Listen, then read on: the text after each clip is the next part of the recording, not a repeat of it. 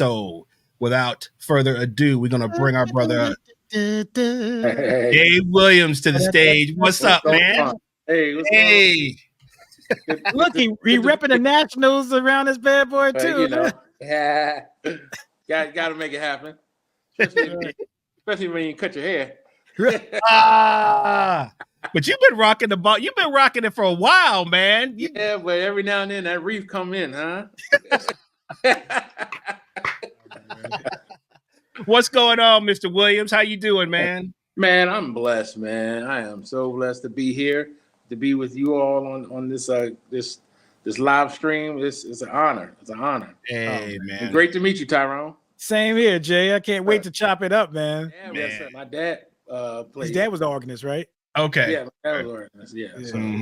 So, you know, growing up watching him and actually gigging with him, so that you know, I've loved that instrument. You know, man, when it's played right, bruh, there's nothing like it. There's nothing like it, man. There's that the organ is your favorite instrument, because drums and organ, that's the orchestra right there. That's the only thing that you're lacking. And so the great thing about it is you cut the bass player out the way.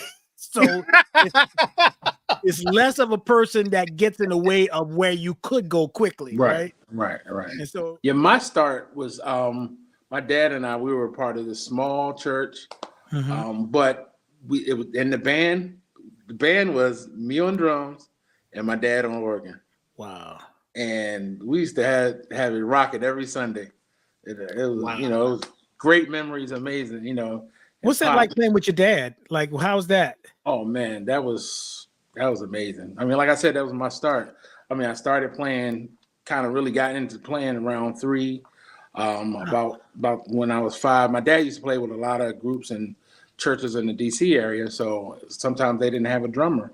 So he'll say, well, my son plays, and you know, he'll play.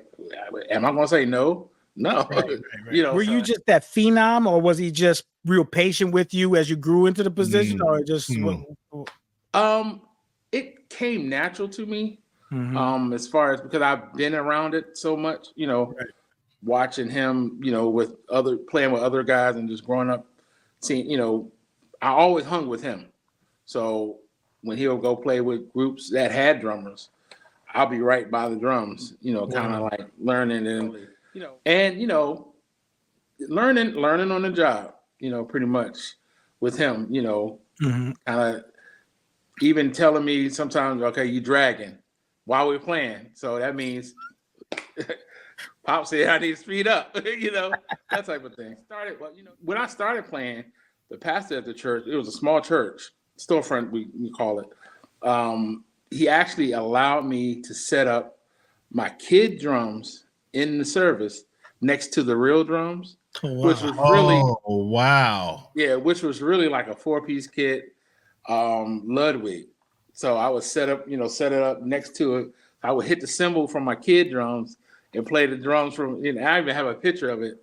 But I'm left-handed, so I had to teach myself how to play right-handed. So I would switch. I learned, you know, I had to switch drums around to play right, you know, to play left-handed. But I got tired of doing that, so I switched it around to play right-handed. So I would do that at churches and everything. So I kind of taught myself how to play right-handed. So it's kind of weird now because I kick a ball with my left foot, play the kick drum with my right foot, eat with my left hand, do everything else with my left hand. But, you know, my right hand is the hi-hat hand.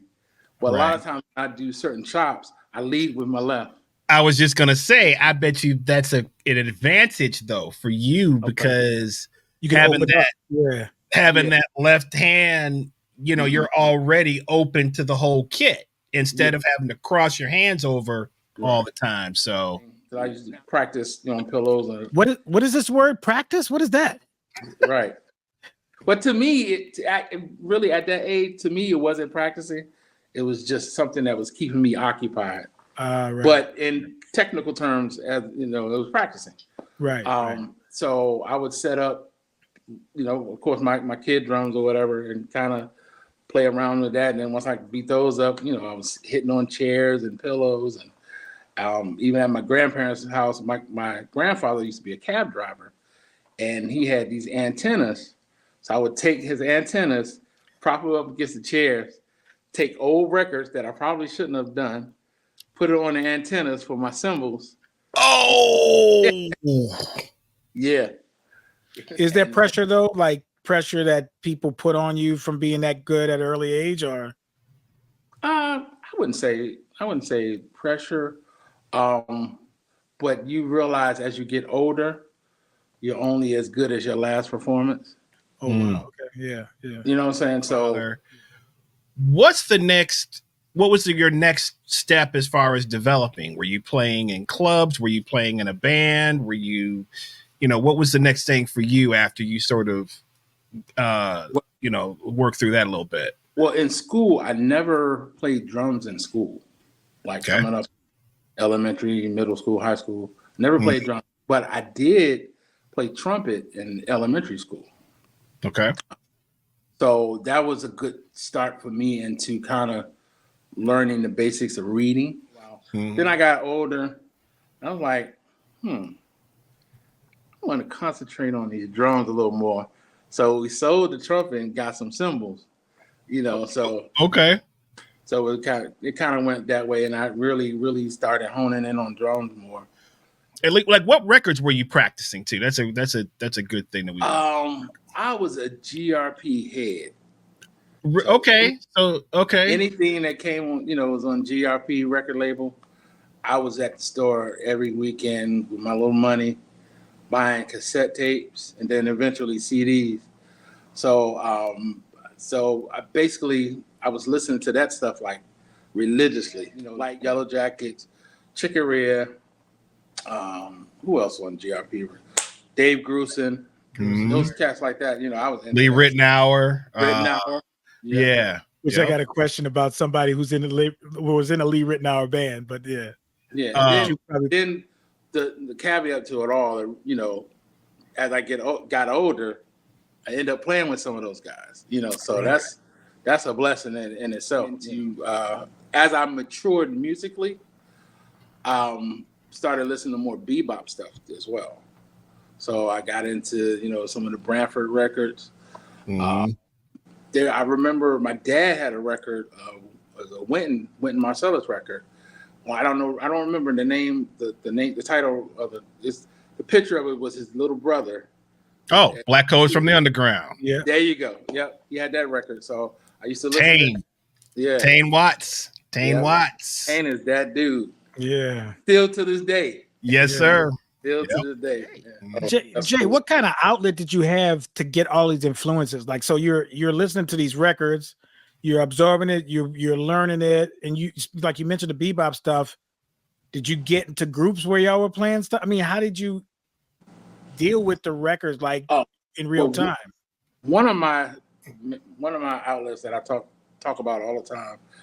Any day that I was out of high school, like a holiday or whatever, I would go down to Howard University and hang in the Fine Arts Building with my big, I call him my little big brother because he's shorter than me, Gordon Campbell. Oh, okay. Yeah. As a matter of fact, we just did a clinic together. I just saw y'all did something together on social. Yeah. So I used to go down and hang with Gordon and Chris Dave in the practice rooms, and we just, we were shared together. I have to tell the story. The first time I met Chris, I think my mouth is still on the floor because I knew Gordon first. Gordon was like, I want you to hear this cat from Houston who just came here, He was like, okay, cool. First of all, he had this sonar kit with the copper hardware. Oh, it was amazing. Oh, so I come to his door, his practice room, and it was still kind of hot. It was like August, September. So he was like, "Can you turn it's kind of hot. Can you turn that light off?" He turned the light off and started playing. Man, I thought it was like a Batman movie, Bruce Batman. It was crazy. He was playing them drums out. Man.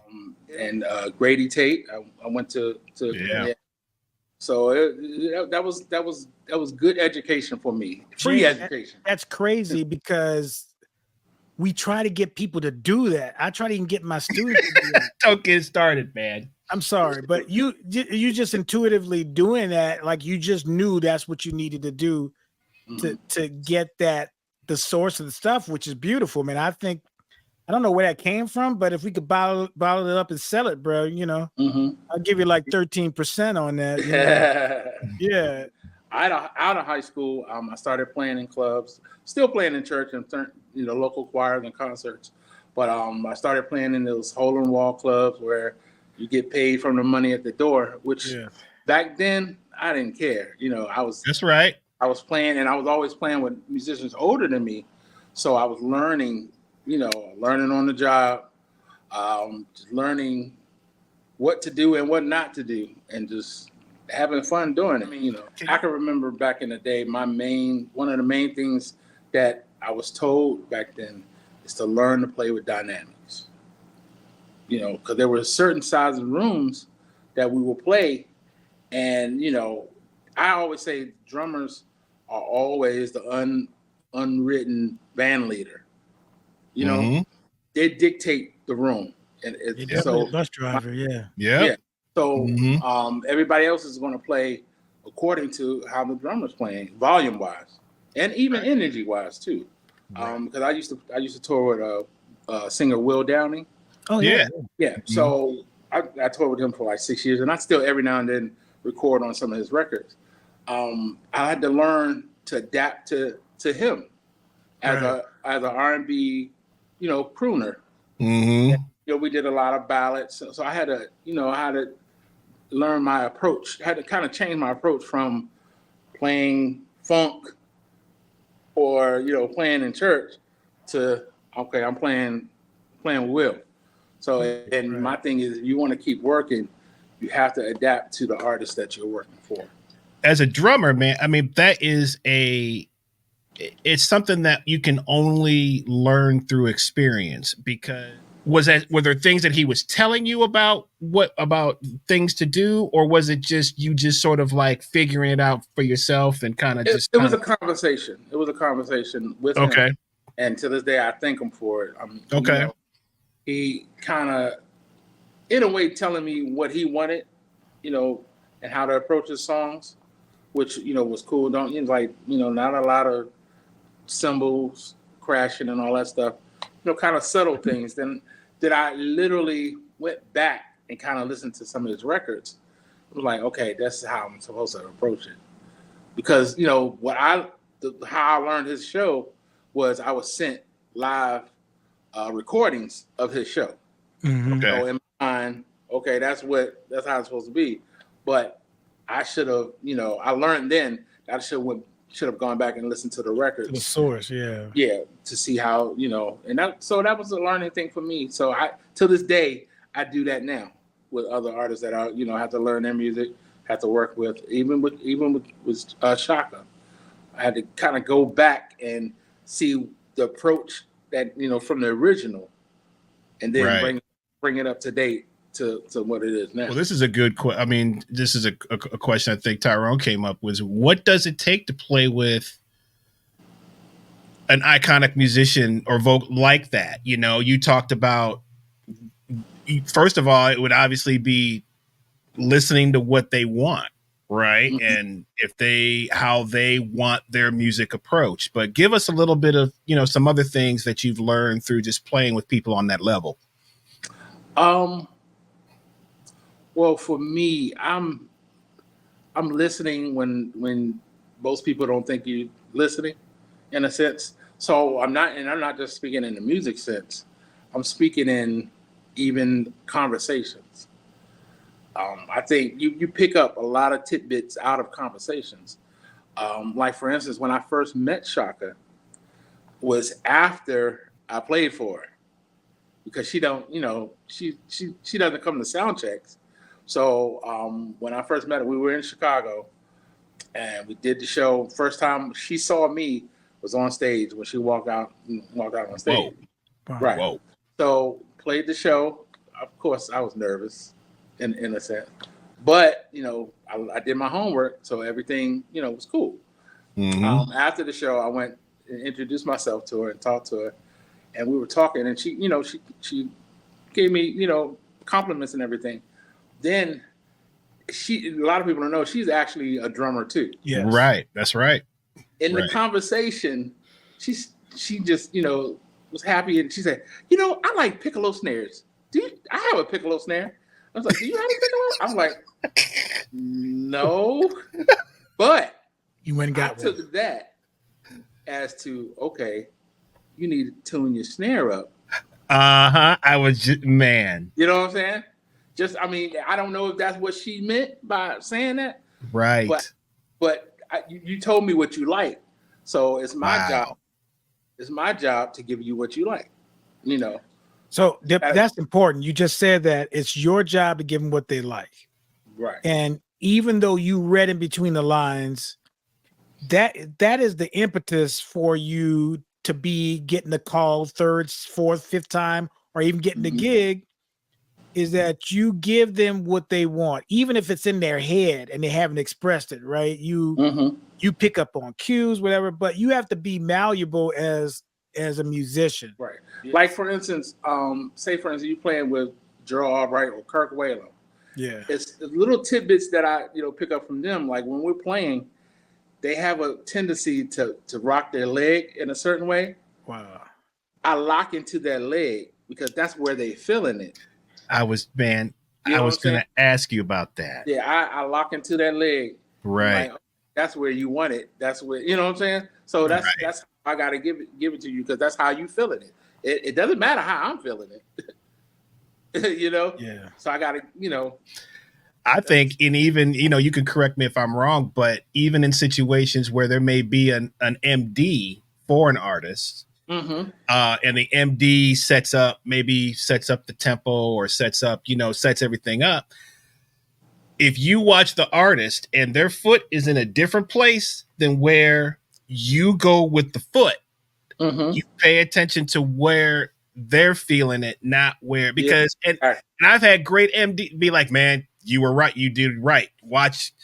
I'm trying to do the best I can, but ultimately watch them and where they want. They might move it. It might be just a tick or two, but like Michael McDonald, for instance, I played for him a couple of times, and he always tapping his foot. So I look at his foot. I hear even with Stevie that's one thing that he does. And this was around the time Teddy Campbell was playing with him, and he said he just honed in on his foot, and that's where he wants it. So whether you think it's fast or slow, it doesn't matter, Yeah. Well, since you brought it up, man, let's go ahead and go there. Okay. How did that whole thing kind of come about? Well, the musical director, a good friend of mine, Melvin Lee Davis, bass player. Okay. That's what I was going to ask you about. Melvin. Yeah, he's been with her since late 80s, pretty much, on and when off. He had a Jerry curl. I often tease him about that too. But what I tease him about most is he's a bass player. or Coming to America. Coming to America. He was the bass player on it. Yep. And bro, Melvin, I played with a group that we were opening for Lee Ritenour, and Melvin was in that group. Okay. And he had that 7-string bass, and he had his Ken Smith strings. He was endorsed, and I saw the cover on the string, and that's where he had the jerk. I was like, bruh, you look like the cat Coming to America. He's like, yeah, bro. I get him all the time. I get him all the time. Yeah, but that's how I got, pretty much. I first met Melvin playing with Gerald Albright. Yeah. Okay.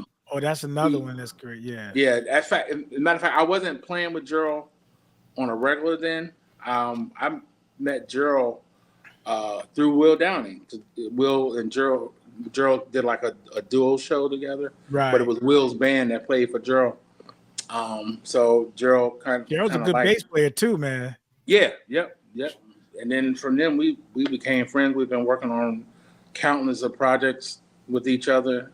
I played on his record. He's on my record. I gotta hear. Yeah, and so he's a bad cat, bro. Yeah, that thing that he does with the volume pedal too. Oh my goodness. Yeah, he's a versatile cat. Very versatile cat. Yeah, because he's funky. Yeah. Then he can do the chords thing. Yeah, he plays. I mean, he used to be in Simon Phillips' band. So all those different time signatures, and he, he can read or fly on the paper, that type of thing. So yeah, Melvin's a bad guy. So basically, it's kind of funny because through over the years, he's always wanted me, to play in Shaka's band, but it was just never could click because there was times where certain drummers who were playing, they had to do something else. So he would call me to see if I was available to to do a gig or two or whatever, but I was never available. Pandemic happened. So 2021 in summer, Shaka had a date coming up, and he was like, "Let me check with Jay." So I was available, and from then, that's how it started. Wow. Yes. It's been a blessing, man. It's been a blessing. One, to play with an icon, as Shaka, and to play some iconic music that I grew up listening to. Right. Then of course playing with your friends, like Melvin's a good friend of mine. We talk all the time, even off stage. So that's always a good thing as well. How many versions of "Tell Me Something Good" have you heard where people messed up that little break coming in? Oh wow. I try not to even pay attention to it.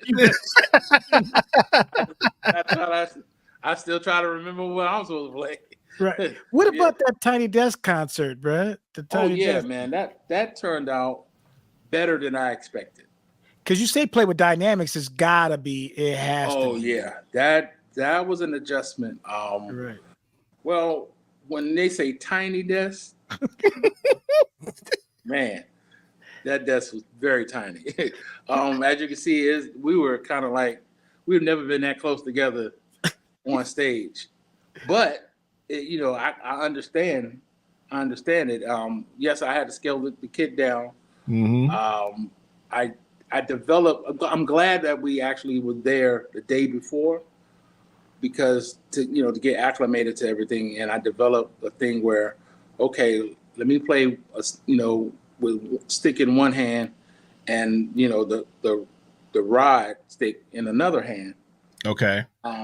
And sometimes I would switch each hand back and forth. Depends, because like on the verses, I would go to side stick on some of the verses, and normally I would play snare on the verses. So I had to kind of make those adjustments or whatever. Right. And then when I played snare, I played with the rod stick. Right. So I had to make those adjustments, and thank God it worked out. Like I said, you really have to play really light, like almost half as your lightest. Right. And it actually came out really great. Man, that thing went viral, man. This is like it. I mean, I got, I remember people, I hadn't seen it yet, but they're like, "Man, you see Shaka on Tiny Desk?" I was like, "What?" I was like, "Really?" I said, "Okay." Yeah, she was in her bag on that day. Yeah. Woo. Yeah, she was. Oh I mean, God. Yeah. And the background vocalist too. Oh my goodness. 71. 71? Singing like that. Great, man. I mean, and it's we got to change this key. She's singing in original keys, man. At 71. Crazy. Wow. Yeah. So for the keyboard players out there, what can you tell them about being responsible for an artist like this? Like, I mean, of course, obviously you have to listen to it, but there's some things like sound management. You have to go in there and try to. What can you tell younger cats about that kind of stuff? First, it starts with learning the instrument that you have. As far as, if there a manual come with it, get into that manual. Learn how to program sounds. Right. Because you really have to duplicate a lot of sounds from the records. Right. So you need to find those sounds and know how to get to them quickly, because you go from song to song or spot to the song to, like for instance, the guy that's on the Tiny Desk, his name is Jesse Milner. He's from Germany. Oh, wow. He travels to the States to gig with us for a reason. Sure. Wow. If you notice, he's literally playing all those different parts by himself. That's so crazy. No tracks, because you're gonna have to play horns on certain parts. You're gonna have to play strings on certain parts, Rhodes, keyboard, pad. So you gotta. I mean, it takes work, but you have to work at it. Right. Come up with a plan and kind of really sit in your room and kind of each song that you got to play, map out how to do it. Yeah. Is this the Tiny Desk set list that we're looking at, Brian? It just put a set list. Oh, yeah, I guess so. Okay. So did you guys know what songs you were going to do, or was she just calling stuff out?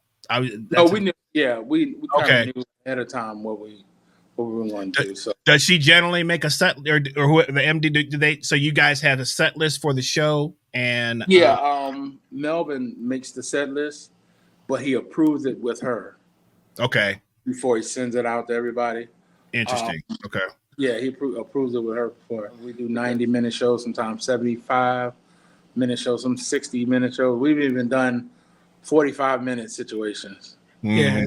Which if you did like that melody lingers on the version that she does, that is a long, intense thing. It's got a lot of moving parts. So that could take up like 15 minutes right there. Just right. Well, which I would love to see how that dude covers that the little synth bass and the other thing.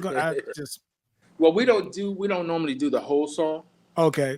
We do part of it when she walks off stage, kind of, get a little rest. Right. And we do solos. Like, there's keyboard solo, drum solo, then she lets some of the vocals do, a couple of things. Percussionists as well. We do like a little drum percussion thing. Kind of, and basically it's really just to give her time to kind of, get something to drink, relax, and then come back on stage, or sometimes even change clothes or whatever. Right. She's really gracious about giving, like, especially our background singers, moments in the set. Yeah. I was playing with a group that opened for at Chastain Park in Atlanta. Okay. And man, she was rehearsing, the background singers was killing, and she gave them their moments. I was like, wow, a lot of artists don't do that, And tribute to how incredible of a vocalist she is, that she lets people shine too, And she has some great singers to really do it, Right. Yeah, like actually the newest member was living in Atlanta, Trina Broussard. I don't know if you were. Oh yeah. She's with us now. I think she was on Tiny Desk. Yeah. Mm-hmm. Nice. And Audrey Willer Downing, Will Downing's wife. She's an artist in herself. Yeah, I didn't know that. Yeah, that was the one in the middle on the Tiny Desk show. Okay. That's Will's wife. She's been with her since the 80s, pretty much. You know what? I did know that. Yeah. I forgot about that. Yeah. Yeah, it's Trina. Yeah. Mm-hmm. Yeah. Wow. Yeah. All right, enough keyboard talk, man. Let's talk about what we're here to talk about, which is the drums, man. Yes, sir. Drums. No more keyboard. Yeah, that's good. Go do something. Go play your hammer. Go play your organ, man. Go play your organ. All right. What you gonna do for me? I have studied that track for I don't know how many years. Okay. Steve Ferrone, the opening lick. Now, did you know that track before you started playing, before you played with her, or was that something that you? Of course, I knew the song and heard the song, right. But I didn't learn the song because I didn't have to learn the song until learning all the parts until started playing with Shaka. But covering an icon like Ferrone or JR, JR with the Rufus, or Andre Fisher, also from the Rufus, the Rufus, all the Rufus stuff. Vinny's a lot of people don't know Vinny played with Shaka, Vinny Colaiuta. So as you mentioned a little bit before, covering, there's Steve, man. One of the OG, the legends, man, just that absolute legend. So taking how meticulous is she in terms of wanting you to play those grooves note for note? I know you got to bring something, bring yourself to it also, but what do you try to capture when you I try to play, and I tell drummers all the time, younger guys, make sure that what you playing is familiar to the artist. If you play something totally different than not, that's not the song to them, that could throw them off in a sense. So you got to play what's familiar to the artist. Like for instance, "Ain't Nobody." There's a particular drum groove that most people don't play. A lot of as far as in the clubs, they'll just play straight 2 and 4, but it's the rhythm that you play throughout that song. Mm-hmm. Boom. So I play that through that song until we get to the bridge. I'll play like a straight 2 or 4 groove, but when we go back to the chorus, I go to that groove, and that's all J.R. Robinson, and the way he lays it down is amazing. For one, so the song will be recognizable to the artist and to the audience, because you got to realize those people in the audience, I always say they have normal ears. Musicians don't have normal ears. Right. So if you're playing for musicians, it could go over the audience head, which more importantly, the audience is the one they're paying for tickets. Right. They're buying the records. Right. Musicians are getting comp tickets and they downloading the songs for free, Thank you. So thank you. So you gotta think in that realm. Okay, you can't play everything over the top or unrecognizable for the normal ear. Right. Because my thing is people, the normal fans, they'll know when something is off. And they'll recognize it and be like, that's not how the song goes. Right. They're expecting, that's what they're there for, is to hear those especially the hits. They want to hear them pretty much some artists might change. Sting is an artist that will plays with his music a lot. He'll change keys, he'll change rhythms, he'll change stuff, but not to the point to where it's inaudible to the people. But and one thing I dislike with a lot of artists, and back to the smooth jazz genre, what they do is sometimes they think speeding the song up makes it more exciting. But sometimes speeding the song up loses the groove. Exactly. So it's like more exciting doesn't mean more chops or speeding it up. Just play with more energy. Can you explain what that is? It's because this is something that we've talked about on this show a million times. And what is your explanation as to you're playing with more energy, but you're not playing with more chops, or you're not playing with more speed? How can you explain a little bit of that? As a drummer, like I mentioned earlier, the drummer dictates the energy of the show, of the song, of the band. So you have to really be able to drive your bandmates to a point where you have to have that foundation and kind of push them to another level, energy wise, through your playing. What was it like playing with George Duke? Wow, that's a story in itself. Wow. Playing with George, man, was like the first time I played with George was on the Capitol Jazz Cruise, where basically we were like a house band playing with different artists. So playing with George, of course, I learned everybody's music, but I really did my homework on George's music. Right. We did a song called "Brazilian Love Affair." Oh yeah. So it's the end of the song where it's like a line that he does. So we did it in sound check, and we nailed it. George looked up at me, and was like, and smiled. I was like, yeah, got him. So that was a big thing for me. That was a great experience. Then later on down the line, I get a call.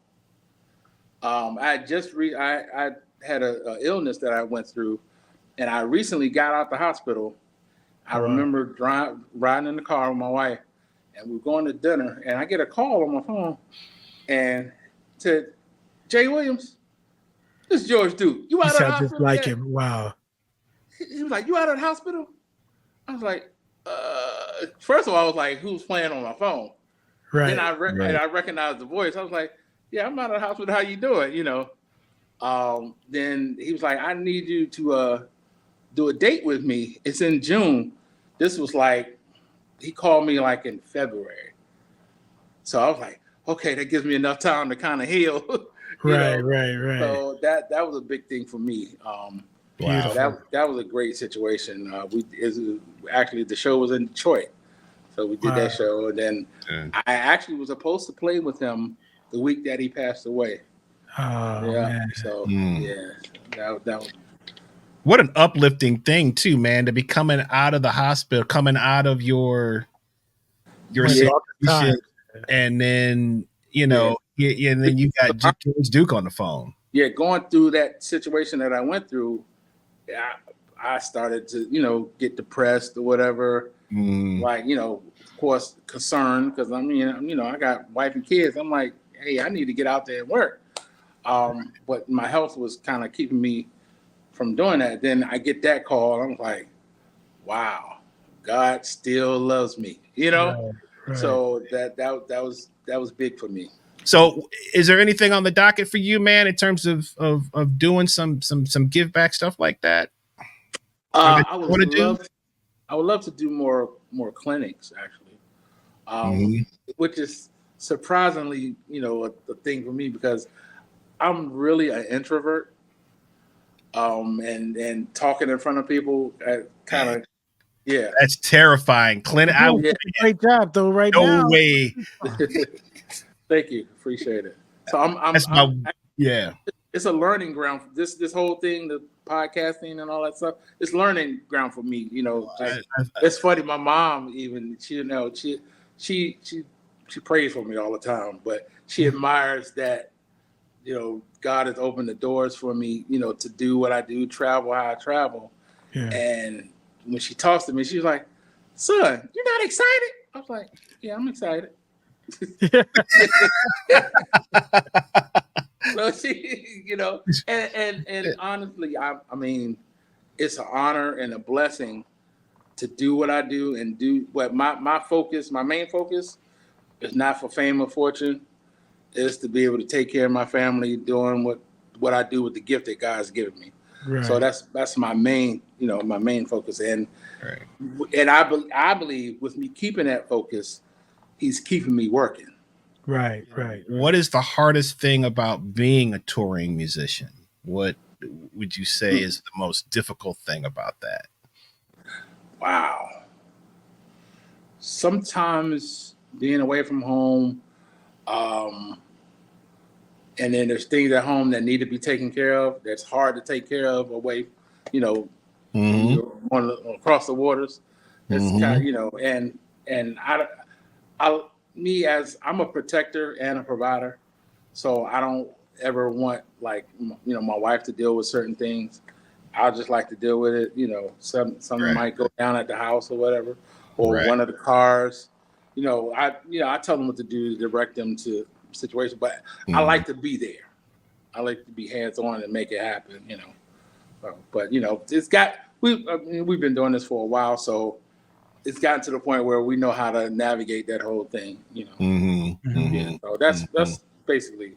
Then just recently, my godfather had passed away.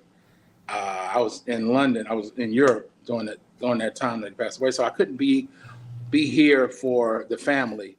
We got a question from Brad Thomas. He says, Jay, do you have a preferred drum set? So Jay is a Yamaha artist, but they have many different sets. So what is your preferred set? On the road and in the studio, the Yamaha Hybrid drums. They're great great maple sounding drums. I even like the recording customs, which are birch. Those are legends. Yeah. I like this. So the hybrids. How long you've been a Yamaha artist for? A minute now. How long have you been a? Yeah, officially since 2006. Okay. What were you playing before you? I was playing. Actually, I my first like major tour. Mm-hmm. I was playing Mapex. On that tour. Yeah. But it wasn't official though. Right. I played Mapex, and I played Pearl for a little bit, but nothing official. But right. In 06, I officially signed with Yamaha. But with the guy at the time, the artist relations guy was Joe Testa. He's over at he's over at Vic Firth and Zildjian. Yeah. That's huge. Yamaha. That's a huge. Yeah, man. That's yeah. One good thing about Yamaha drums and their hardware is they're easy to kind of adjust and move around. Hardware is light. They're not like these other drums, that are named by initials. We're not gonna say. Oh, we know. Man. Okay, so Doctor Who's. You know him, Doctor Who's. Hey, I've turned so many Devil's workshops. No. That's good. That's good. That's good. But the Yamaha, look. I'm not a Yamaha endorser. I have a Maple Custom Absolute. I have the Birch Customs. I have, I think that's all Yamaha stuff I have. But the Crosstown hardware, golden, right? I've turned so many cats on to that, and I'm trying to turn more on. I'm like, dude, especially if you're working in town. There's no. Why would you not do that? Why would you not do that? Yeah. Matter of fact, I'm having some sent to me like within the next couple of weeks. It should be at. Yeah, that Crosstown hardware is a game changer. Don't know what we're talking about. It's stands that are made out of aluminum. And Tyrone, you said that they're making a keyboard. They're doing a keyboard version of that, right? Yeah. Really? Yeah, but I can't wait till that come out. So, I can put that man, on my back. All right, here's another question from John Lematina. Thanks, John, for checking in with us. This is great. Last night from playing. Whatever. This is a great question, and I'll see John tomorrow. Do you find any time to practice when you are touring? Ooh, that's a tricky one. Drum pad in the hotel. How do you keep your chops up? That's a great question. A lot of times it's a pillow. Yeah, buddy. Hotel pillow. Dennis and Buddy Rich. And Buddy Rich. If I'm feeling my muscles feeling tight, kind of loosen up on the pillow, and then right before I go on stage, I'll practice on a pad or a towel, fold up a towel, and just kind of loosen up a little bit. What's your rudiments of choice, brother? What's your rudiments of choice? I normally do a lot of single stroke stuff, kind of to help me lose, because my main thing is loosening up. So I'll like a period of time single stroke until my wrist or forearms get kind of tight. I'll stop, relax a little bit, and just get back to it. Then double stroke rolls, that type of thing. Now doubles on the pillow, that's a whole different thing, isn't it? Yeah, and my goal is when doing that is making sure I hear every beat.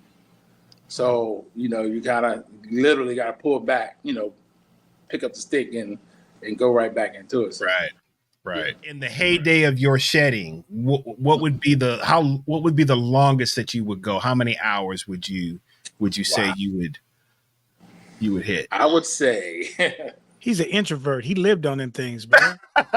Yeah. So I have a guess, but I just want to see. I want to see what he says. So the story is this. Okay. At 16, I had a summer job. My dad used to work on Capitol Hill, and he hooked me up with a summer job to work the grounds at Capitol Hill. Cutting grass, pulling weeds, and all that stuff. My goal for that job was to buy my first kit with my own money. Right. So, of course, after I bought the kit, I wanted to quit the job. But that's yeah.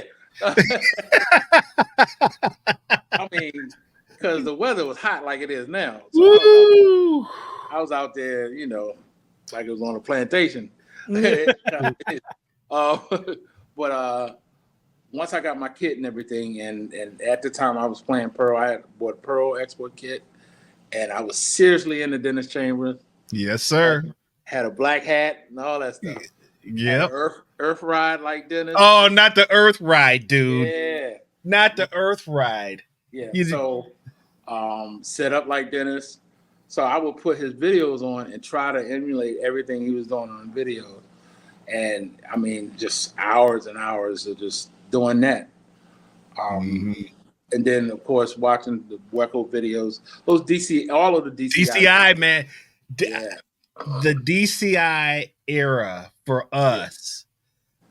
But first of all, they weren't cheap. So you had to, I mean, what was the average? Probably 39, 40, 50 bucks, something like that. Right. So Dennis is an early here. I mean, Dennis is, you know, who else were some, you know, was some of your early heroes like that? Omar Hakim. Yes, sir. Yeah. That Bring on a Night movie. I used to try to play that solo here. I burn for you. I burn for you. Yep. Yeah. So I got into Sting by that movie. I was, I think, 11. I went to we had a video store called Arrows, and they had it in there. So I rented it, and I don't know if they even got it back.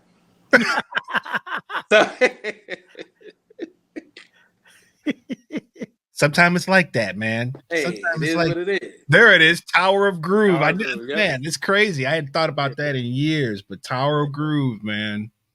Yeah, wow. I love Omar on that Joe Sample stuff, bro. With the ashes and stuff when he played on that. Yeah.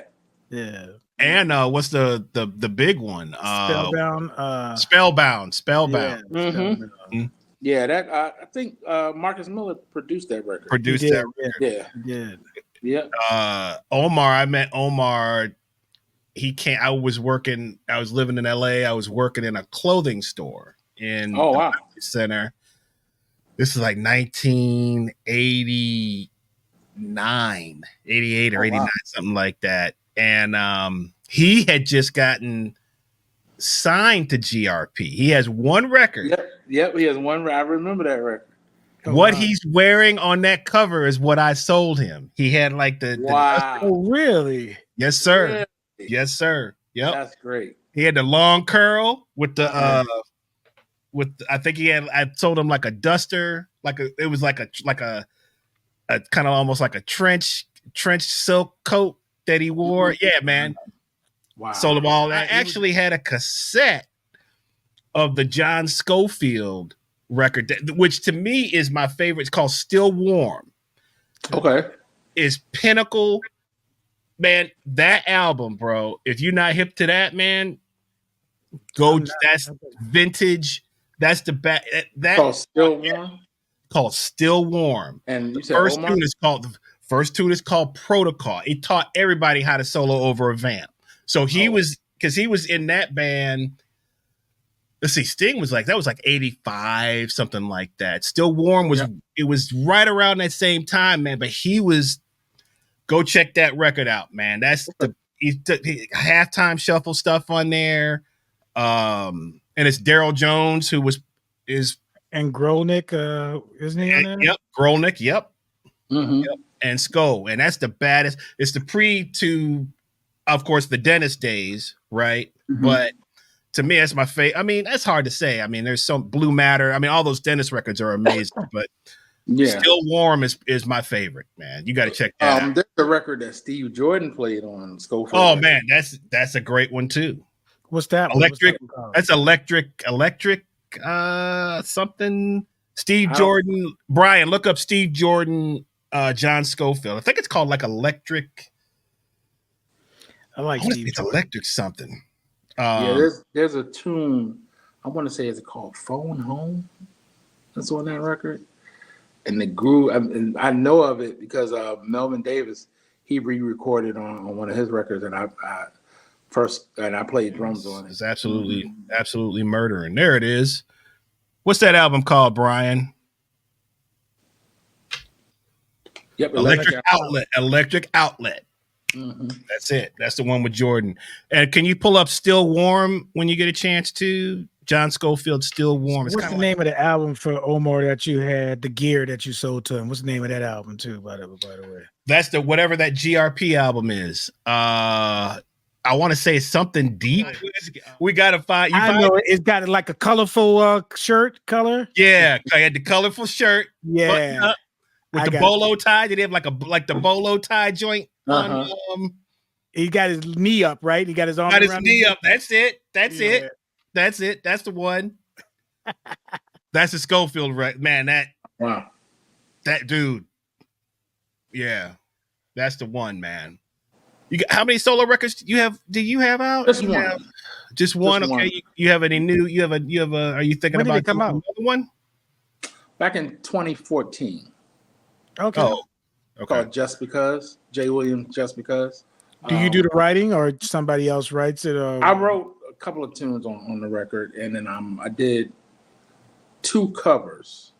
I did a cover. I had mentioned the Hawkins tune, Until I Found the Lord. Yeah, I did that, and I have Gerald Albright is on sax. Oh, nice. Melvin Davis on bass. A guy named Tracy Carter out of LA. He's on keyboards. Yeah, I know Tracy. Yeah. Then I did a remake of a commission. Oh, there it is. Oh, yeah. That's the back. That's it. So you sold him that? I think so, man. Yep. Wow.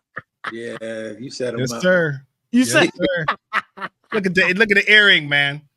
He was not. Oh, that's the clamp though. That's not pierced. He wasn't real about it. He got the clamp on there. Yeah, I'm glad times have changed. Right. There go the bolo. Yeah, that's it. Yes, sir. got the little squiggly in the front, man, coming down. You sold him all the layers, bro. But you sold the layers, man. Yeah. Wow. He was like, man, this is the look I want from my band. I'll never forget what he said. He's like, this is the look I want from my band, man. What was the name of the store that you worked in? It was called Carrier. It was a men's clothing store. It was right across. There was a huge, very popular shoe store called Boot Camp, which man, we used to see everybody coming through. I met so many cats there, man. All the 80s. Jam and Lewis used to come through. Okay. Dude, our producer is just smiling right now, bro. I know. Can we get him in that outfit, Chris? Oh, that's funny. We gotta get him that outfit. Get Falco on that bad boy, bro. Man, 80s, man. 80s, wow. Bro. Hey, I got a question for you. So, I teach at a university. And oftentimes I talk about the classroom is not really the classroom. The classroom's outside of the university, right? Mm-hmm. And if it was, then these cats who graduate from school, they should just be playing in the top bands right away if that was really the classroom. So I'm not denigrating colleges or universities because I'm part of that system, but I'm just trying to make the point. So what are some of the things that college-trained musicians don't know? Like, what do they need to know? Well, I don't know if I can tell you what they need to know. Okay. But I can tell you how they can get it. Okay. The experience of playing with others in a live setting, I think you can get more education out of the classroom doing that. Right. I mean, at least speaking from experience for me, back to kind of like learning on the job situation. Experience is the biggest teacher to me.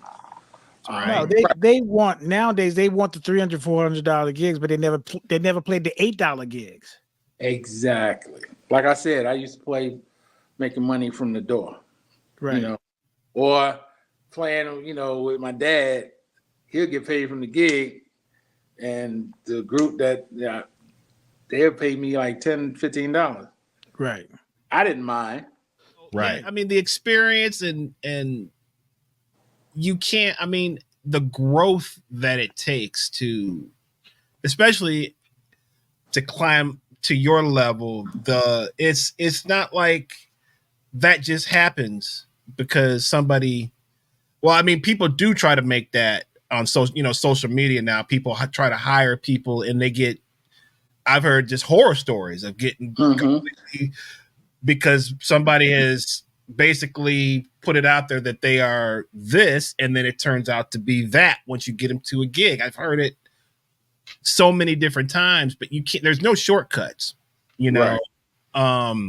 What's your opinion on, and just some of the things that since you sort of come out of that world and you're seeing sort of guys getting thrown into that, or they want to get that, but they haven't paid the dues. They don't really, and they don't have the experience to kind of do that. You can't just chop out on everybody's gig. What do you think about that?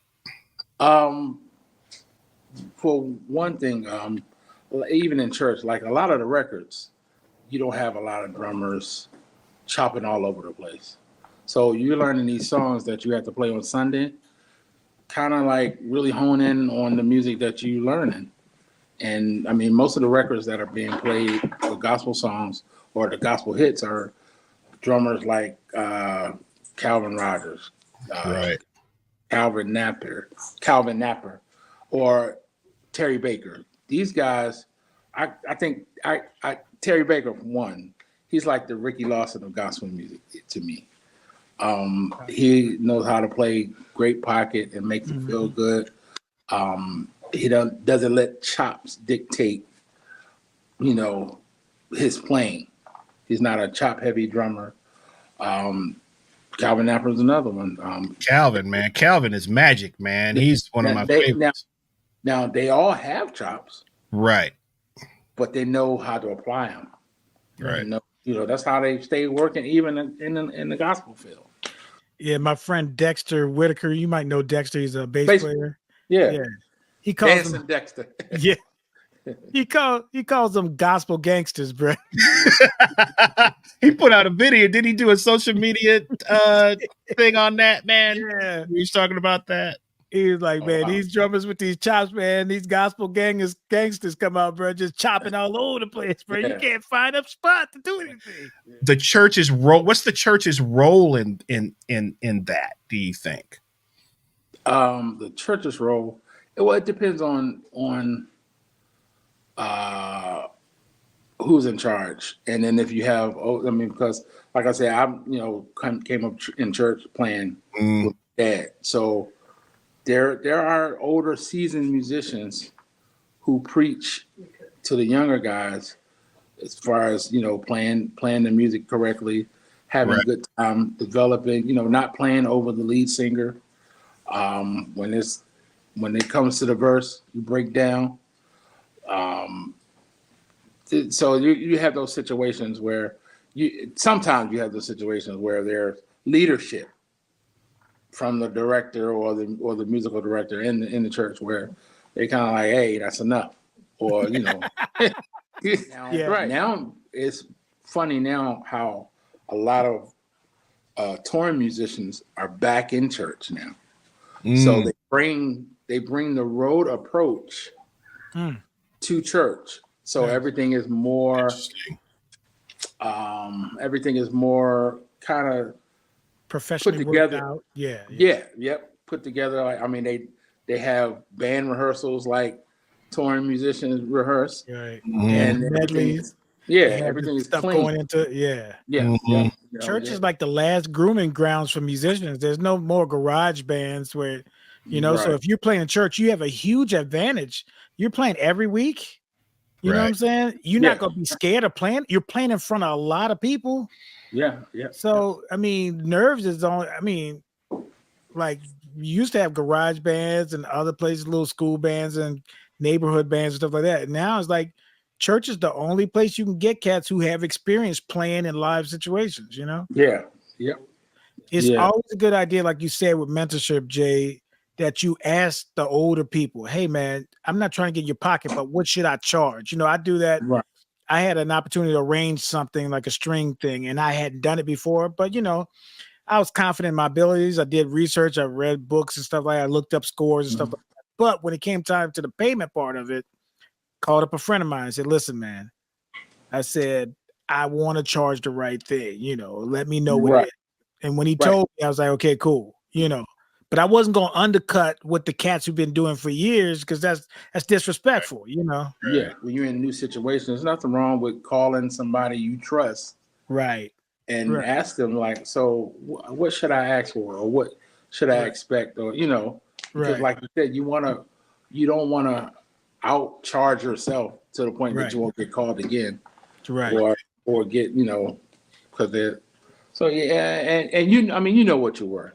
Yeah, and you got it. Yeah, if you're honest, you really know what you're worth. Right. And don't ask for Dennis Chambers' money when so. Right. There's a guy, I'm not gonna mention his name, but he called me up one time. He said, I got a 4-hour gig for $75, and then we go pack up and then go to the other place like an hour away. There's another 4 hours. He said, I said $75 for both. He said each one. That's $150. I said that's like a 12-hour day, bro.